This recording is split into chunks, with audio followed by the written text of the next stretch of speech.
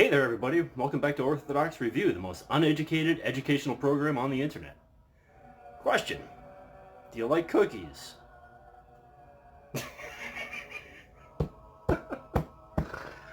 Let's get this over with.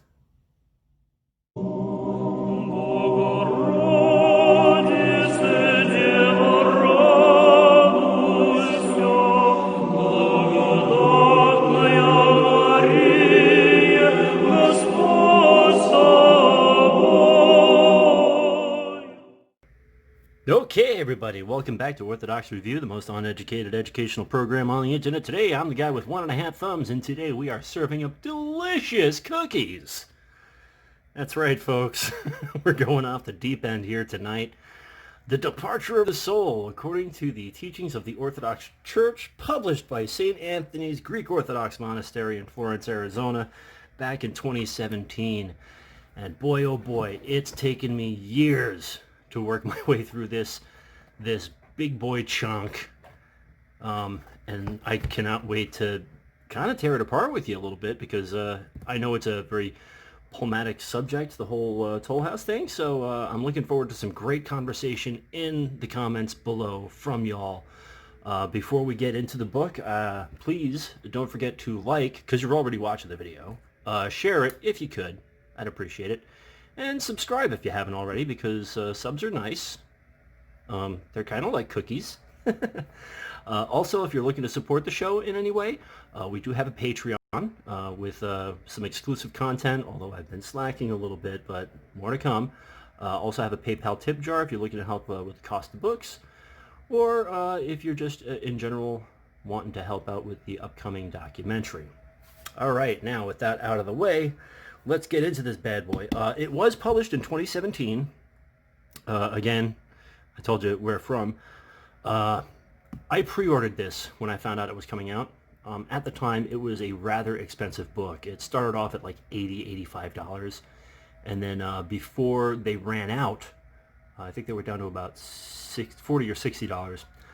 It's currently awaiting a second printing right now, so if you're looking to get a copy, you're going to pay through the nose getting one used, so just hold off. The second edition's on the way, as well as a reader's edition, which is going to retail for only $20, and I can only guess as to what parts of this are going to be in there. Anyway, okay, so it's an encyclical. It's not a book that you read straight through, although you can. I wouldn't recommend it, unless you're one of those like super huge big brains. But so it's 1,111 pages of patristic niceness. The first thing I would like to point out, we're going to skip past the table of contents real quick, because I would like to go to some of the written endorsements from metropolitans in North America, and there's a few. And I gotta tell you, this book has been endorsed by 35 metropolitans in North America. So this is nothing to sneeze at. All your favorites are in here, with the exception of Metropolitan Tikhon. But, you know, we're not going to get into that. Anyway, so this is not something that was just kind of tossed out there into the ether. Years of work went into this, and it was peer-reviewed under extreme scrutiny. But, okay, so now that we got that out of the way, the introduction actually acts as a thesis for the whole book, because what it does is it explains why the book was written, obviously, or compiled, I should say, because since 1978 or thereabouts, when a young Lev Puhalo started attacking the church and its teachings on the soul after death, it's kind of come to a head in the 21st century now. And so it was timely to just kind of like throw everything on the table, almost quite literally. And so what we have here is a few writings explaining the book, its scope, and where it's coming from. And then we get into, and this is where we're going to go back to the table of contents. Yeah. Okay, and then so it goes into sources.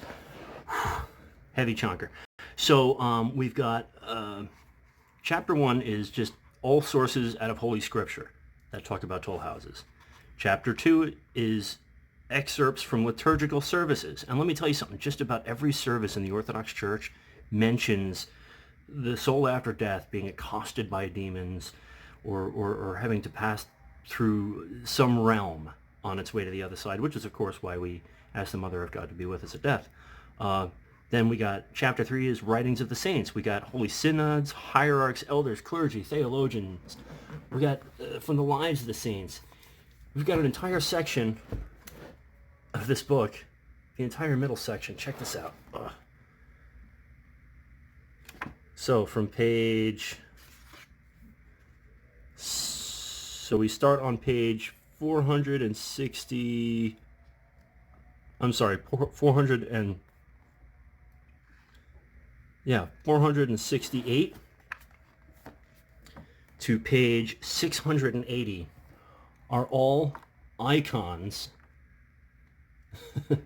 depicting the soul after death and its final judgment, and notes on them, and of course when they were written, the cathedrals and monasteries they're from. So they spent a lot of time making sure that all the information is there. It's not, making sure that all the context is there. And not for nothing, but these are beautiful, beautiful pictures of these icons. Like, they did a really smashing job with reprinting the icons. It's worth noting that, and let's go back to the table of contents real quick, just so we can refer to that. And then I'll move beyond defense of the book into the real arguing points of it, and everyone's going to be like, rah, rah, rah, rah. But hey, that's what we do here on this channel. We like a lot of rah, rah, rah, rah. Okay, so after you have all that iconography, you have on the commemoration and prayer of the departed, which is all excerpts from those services. And then you have the crux of the biscuit. And they pretty much call out these authors on their false teachings. And they do highlight the life of St. Basil the New and the controversies surrounding the English translation. The appendices is actually pretty cool because, okay, so like, pick a random page. Well, actually, no. Okay, I'm going to come back to this bookmark in a minute. But what's really cool is... And we're going to go all the way back here to page 995. Almost there. Okay, so we have actually the canon for the departure of the soul. And then, not only that, but on 1024, page 1024, I just passed it. Sorry. I know, I'm really bad at this, guys. I'm so sorry. Thank you for your patience. On page... Oh yeah, so look at all this stuff. Entire services here, back here, highlighting. But page 1024 now, we have prayer for one about to die from Saint Nephon in the 4th century. So this is not like some innovation. I can't even. This thing is. Look at the size of this. Dunk. Okay, so they really didn't spare any expense in the research that went into this book. Here's where things get dicey. The subject is so palmatic these days, and especially if you're at all involved in internet orthodoxy, there's plenty of memes, and everyone's really like hot under the collar about this subject. But it's one I think we really, for those of us that have a vested interest in it, I would say it's really worth looking into, and maybe if you can get a copy, take a look at the book. If you know someone that has it, don't, borrow it and sit down and try to read it, but read the prologues, and just pick a few random sections to read out.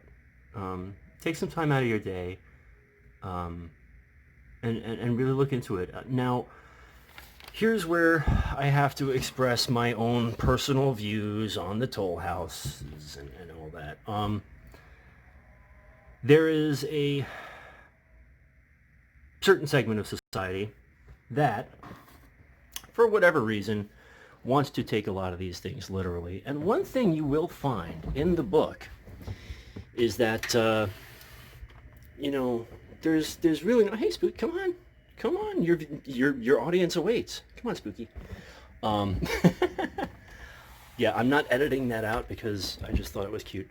So, really, my view on the Toll House thing is something happens to us when we pass from this world to the next. I thoroughly believe in the doctrines of the church. I believe that Satan doesn't want God to have me. And those demons will come and accost me. And by the prayers of those after me, and the Mother of God and my guardian angel, and with God's grace, my soul will pass through that and enter the kingdom of heaven. And that's really the crux of it. I think, people tend to blow these things out of proportion. Like, we're going to die. And there's a place we go when we die. And there's a journey to get there.